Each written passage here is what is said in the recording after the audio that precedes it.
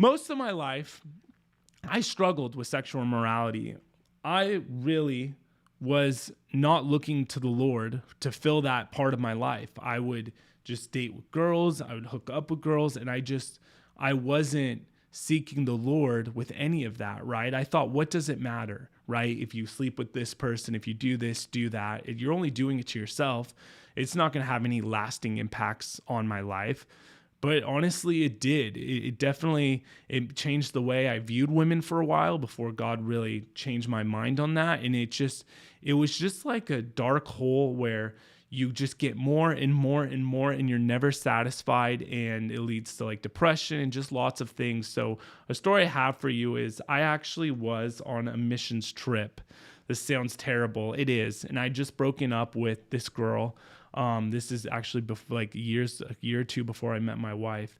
And I was in this other country, and I actually went to this country for a few months because my grandmother knew I was in a really bad relationship. We were living together sort of, and just, it wasn't of the Lord.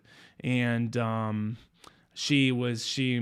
family has a mission on Skid Row for the homeless, and my grandfather was a well-known pastor in the 40s, and because of him, a bunch of churches started all around the world, right? And he sent missionaries out. So I go down there, right? Like, oh, okay. And honestly, God did find me down there in this country, right? I thought if I left America and I got away from all my problems, right, I would get away from my problems, but no. The problem was in my heart. I couldn't get away from my problems just because I stopped that relationship with that one girl, which that's a whole story within itself.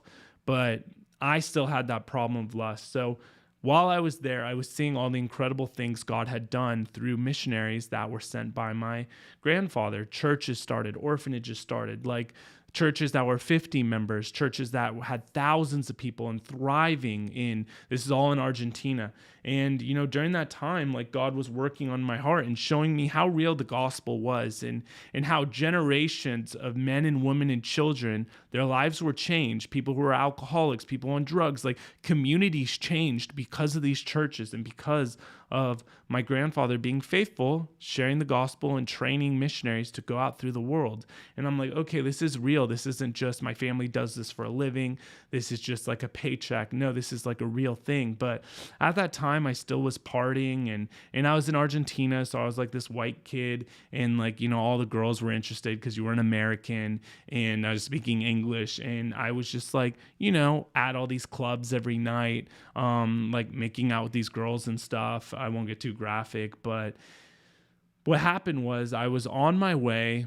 We were staying, this is so stupid, we were staying in one of the most dangerous neighborhoods in Argentina, okay? La Boca, okay? Boca Juniors, the soccer team's actually from there. And it's really dangerous. And literally a week before, I didn't know this till after, well, let me tell you the story. So we're out till, in Argentina, like they don't start partying till like 12 o'clock at night. It's crazy. So we were getting back at like 6 a.m. and I basically had, you know, met this girl and I got her number, and, you know, it was my full intention to like, you know, sleep with her the next day. Right. So I have my 2 iPhones. Mind you, an iPhone is like a year's worth of wages down in Argentina, or like 6 months. Like, it's a lot of money. And I have 2 of them. I have one for Argentina and one for America. So I'm like walking down the street with my buddy who's an Argentine guy. So he's from there. And I'm trying to transfer the number from one phone to another phone so I could call her the next day. And all of a sudden, out of nowhere, and I was on California Street, which is hilarious because I'm in California, this guy comes up to me, and I'll never forget these words. Dame tu mochila, dame tu mochila. Like mochila. Basically, give me your wallet. Give me your wallet. And he has a revolver, and it's pointed at my head, and we're on this street, and it's 7 a.m, and I'm just frozen. And I just give the guy, it happened so quickly, I just gave him everything in my pocket, the phones, my wallet, and he just left. And at that moment, I knew the Lord saved me, because I heard a few hours later when everyone heard about this incident, they didn't know that I was out partying and stuff. We said we were going to go get breakfast in the morning. Total lie. And luckily this was like, I think a month into my trip. So the rest of the trip, I was there for 3 months, was completely different.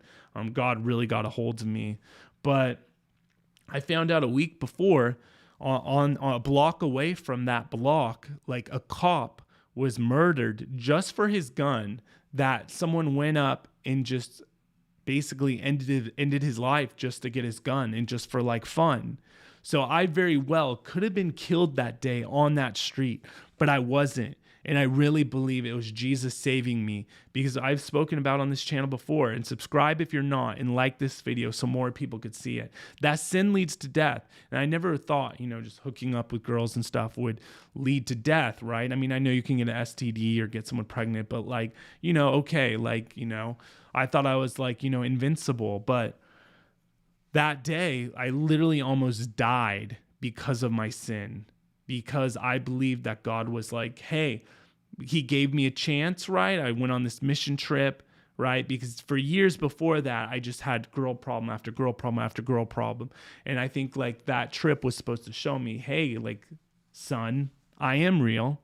Look at what the good has done from people who believe in me. This gospel, I am Jesus. I am a real person. I changed lives, but it just took me literally, I had to come to the end of myself, and God knew that. And it's crazy because I heard later from my grandma, just in a story, she didn't know anything about this, but in a story, that my grandfather in his early 20s was actually in a bar, and before he became a pastor, he was talking to some girl in the bar, and he was a sort of a womanizer. See, it's like a generational sin. It gets passed down. So he was a womanizer, and he was talking to this girl, and apparently she was married. Excuse me, too much coffee. She was married, and the guy literally came up with a gun. And this is in Texas at a bar. Of course, Texas, people are just carrying guns in bars. My family and I, we have something with guns. So, or something so. I don't know if I could say that even on YouTube, but so the guy takes out the thing and shoots him. And literally, it was a miracle. The bullet hit one of his little snap buttons. Okay, this is probably in the 60s. Snap buttons on his shirts. And the bullet bounces off miraculously. Okay. And from that day on, my grandfather got serious with the Lord. And that's when he gave his life fully to God and stopped chasing women, started chasing the Lord. And because of him, lots of people were saved and all that kind of stuff. But, yeah, and I'm here today, right? I wouldn't be here today if he was killed that night. So it's pretty crazy. And I was going to share a bunch of Bible verses with you. And for example, 1 Corinthians 6:18, flee from sexual immorality. Every other sin a person commits is outside the body, but sexually immoral person sins against his own body. I mean, there's lots. Hebrews 13:14, let the marriage bed be held in honor among all. Let the marriage bed be undefiled. Basically, just keep all of it for marriage.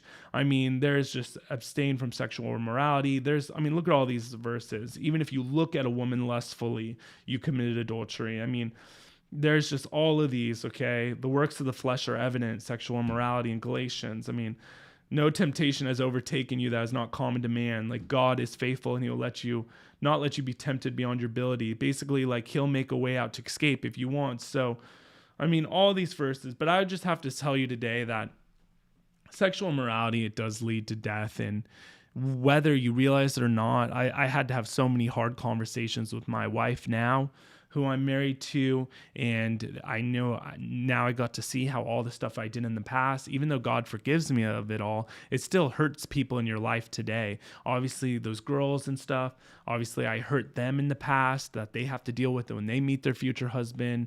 It's just, there's so much that takes place in your mind and your heart that you don't even know. So I would just encourage you today, if you're in any of this stuff, sleeping around, just stop it today, get right with God, because it's not worth it. And I could do more videos like this. Just let me know below in the comment. And I wasn't expecting to really talk about all this, but it just sort of happened. So I hope you like this. If you want the unedited version of this live stream, the all access pass, head to my Patreon, and also to join the Discord channel as well, just for my Patreon members. Thank you so much for watching.